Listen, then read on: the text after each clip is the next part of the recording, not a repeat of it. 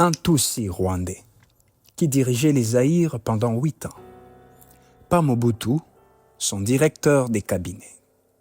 L'homme qui signait à sa place, qui décidait qui mangeait et qui mourait économiquement.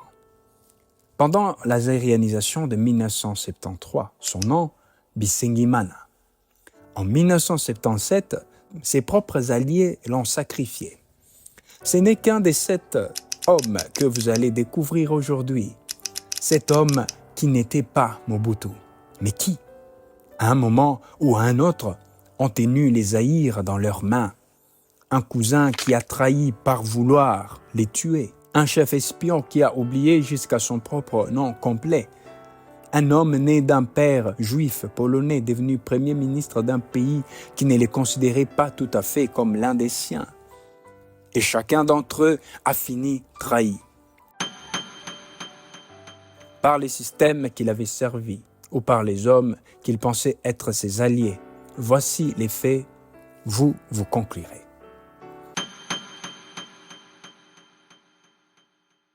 32 ans de règne, un seul homme au sommet, Mobutu Sese Seko, mais en dessous de lui, un jeu de chaises musicales permanent, où 7 hommes se sont partagés, tour à tour, les leviers réels du pouvoir, l'argent, les renseignements, l'administration, l'armée. Chacun a cru, à son tour, être indispensable. Chacun a fini soit disgracié, soit exilé, soit réduit au silence, soit mort dans des circonstances que personne n'a jamais complètement élucidées. Ce que vous allez entendre est reconstitué à partir des câbles diplomatiques déclassifiés, des rapports des Nations Unies et des témoignages directs publiés dans la presse congolaise et internationale. Avant d'aller plus loin, cette histoire croise des sources américaines, belges, congolaises et onusiennes. Et elles ne sont pas toujours d'accord entre elles sur certains points précis. Les conditions exactes de la chute de Bisengimana en 1977, par exemple, les sources divergent et je vous les dirai à chaque fois que ça sera le cas. Ce n'est pas un classement des popularités, ce n'est pas un palmarès de qui étaient les plus puissants. C'est l'histoire de 7 hommes pris dans un système où la proximité avec les pouvoirs était à la fois la plus grande protection et les dangers les plus mortels.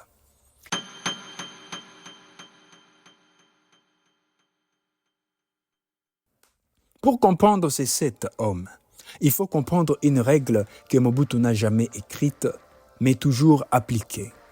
Personne ne reste indispensable. Dès le coup d'État de 1965, il s'entoure d'un premier cercle, les groupes Mbinza, des hommes qui l'ont aidé à neutraliser Lumumba en 1960, puis à prendre le pouvoir définitivement 5 ans plus tard, et pourtant, aucun d'entre eux ne reste au sommet indéfiniment. C'est le modèle qui va se répéter, génération après génération des fidèles. On monte vite. On devient l'homme par qui tout passe, et puis, un jour, sans prévenir, on tombe. 7 hommes ont vécu ces cycles, pas en même temps, pas de la même façon, mais tous selon la même logique. Et l'un d'entre eux a fini par faire ce qu'aucun des autres n'avait osé, retourner ses propres armes contre celui qu'il était censé protéger. On y vient.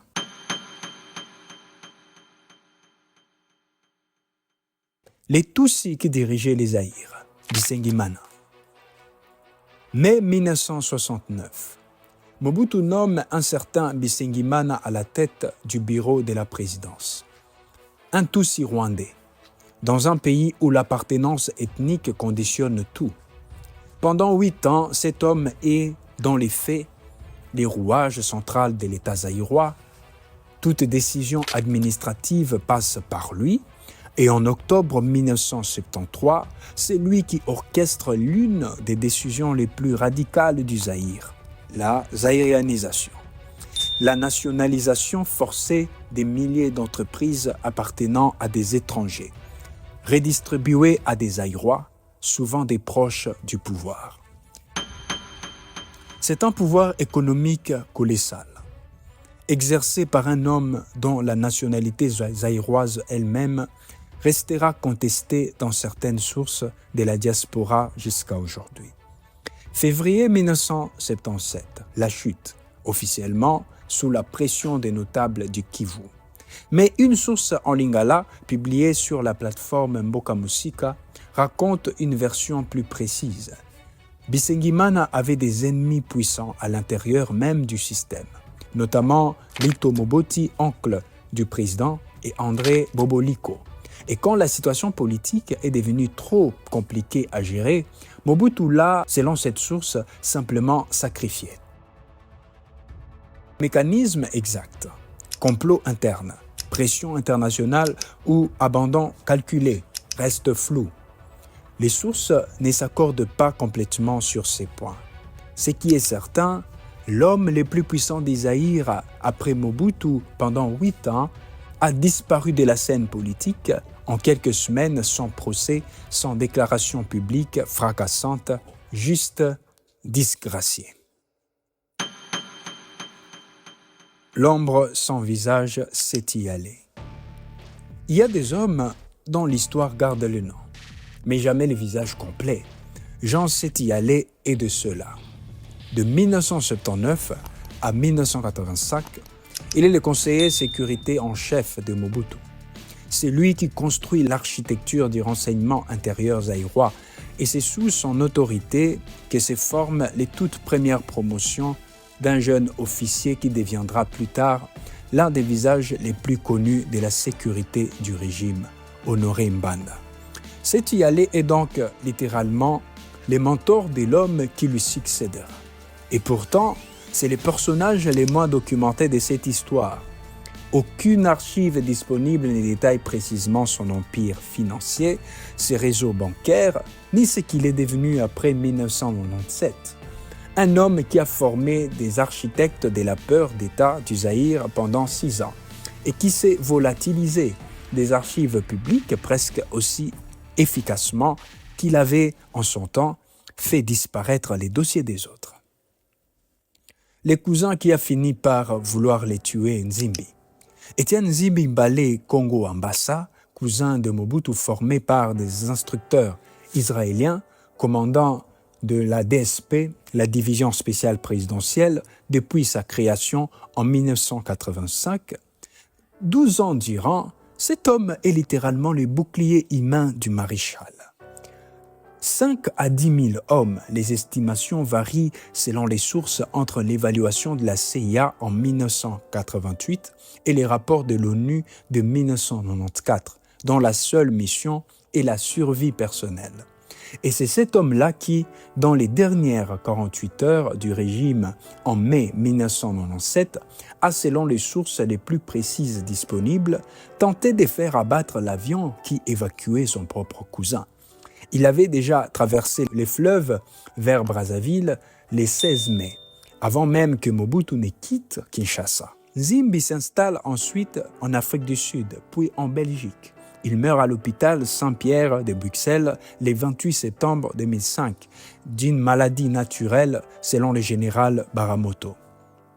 Jamais arrêté, jamais jugé, jamais interrogé officiellement sur les exactions commises par la DSP sous son commandement, notamment les massacres documentés de la Commission des droits de l'homme de l'ONU en 1994. Les cousins à qui Mobutu avait fait confiance avait confié sa propre vie, a fini par devenir, dans ses derniers jours de pouvoir, l'une des menaces qu'il devait fuir. Mais Nzimbi n'est pas le seul à avoir survécu sans jamais répondre de rien. Il y a un homme dans ce système qui a fait quelque chose encore plus rare. Il a servi Mobutu jusqu'au bout. Il a ensuite servi ceux qui l'ont renversé.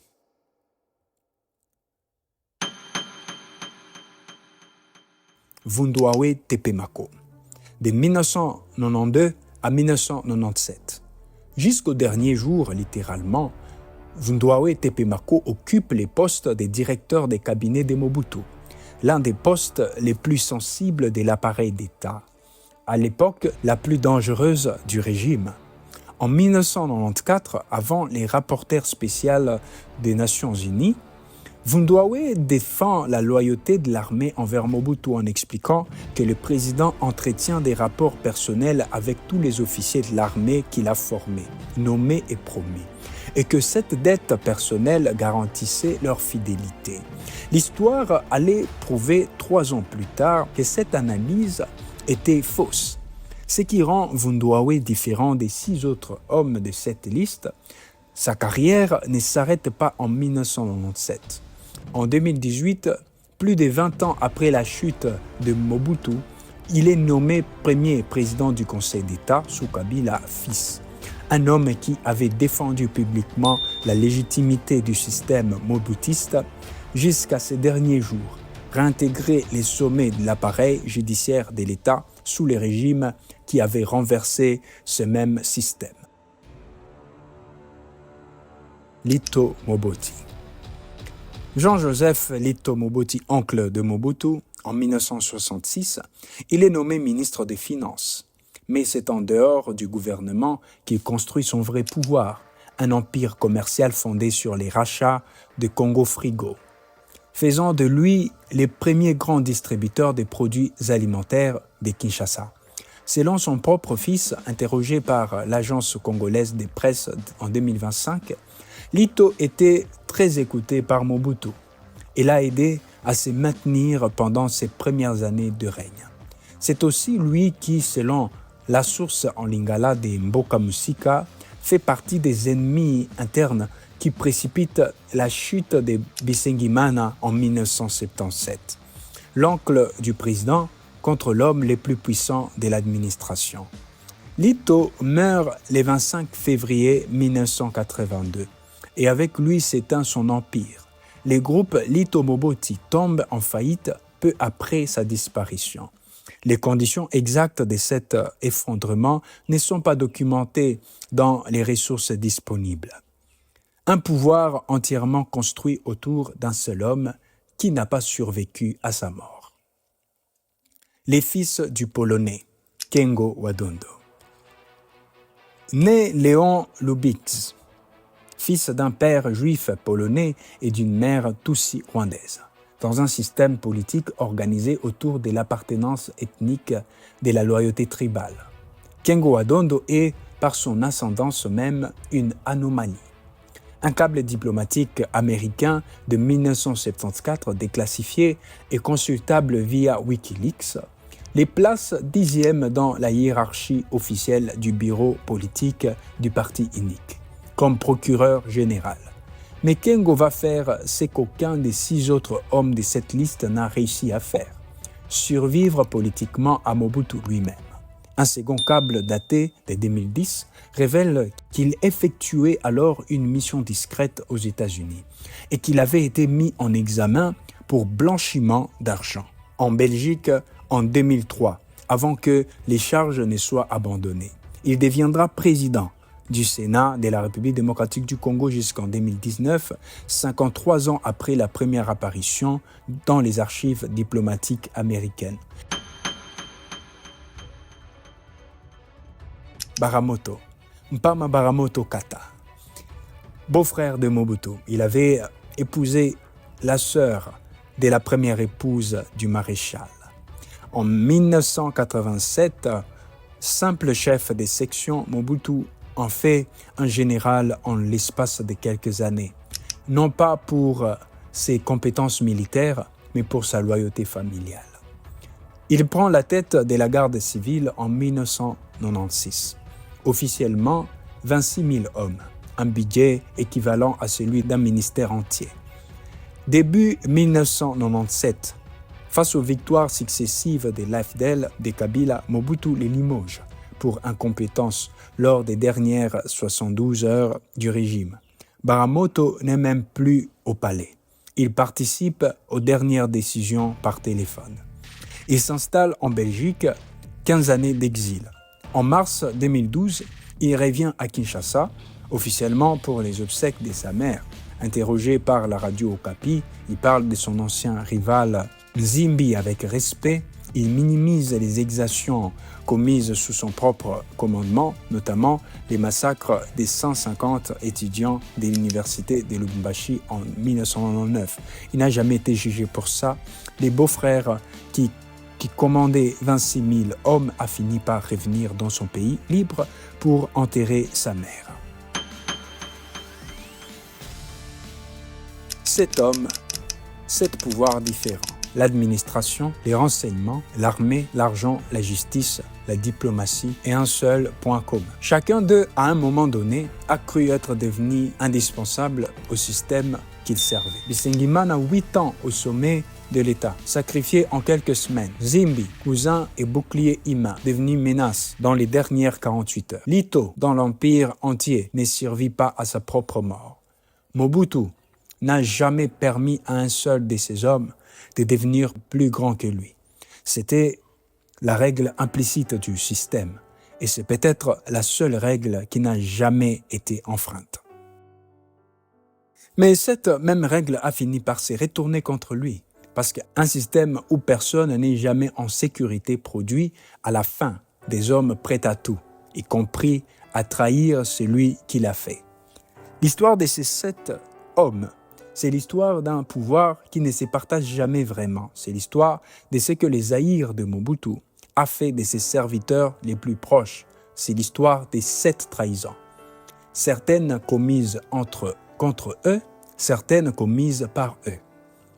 Si cette vidéo vous a appris quelque chose que vous ne saviez pas, partagez-la, parce que ces noms disparaissent des mémoires plus vite que les faits qu'ils ont vécus. La prochaine vidéo qui vous attend déjà, la suite de celle-ci, pour parler des autres hommes les plus puissants qui ont bougé les Zaïre.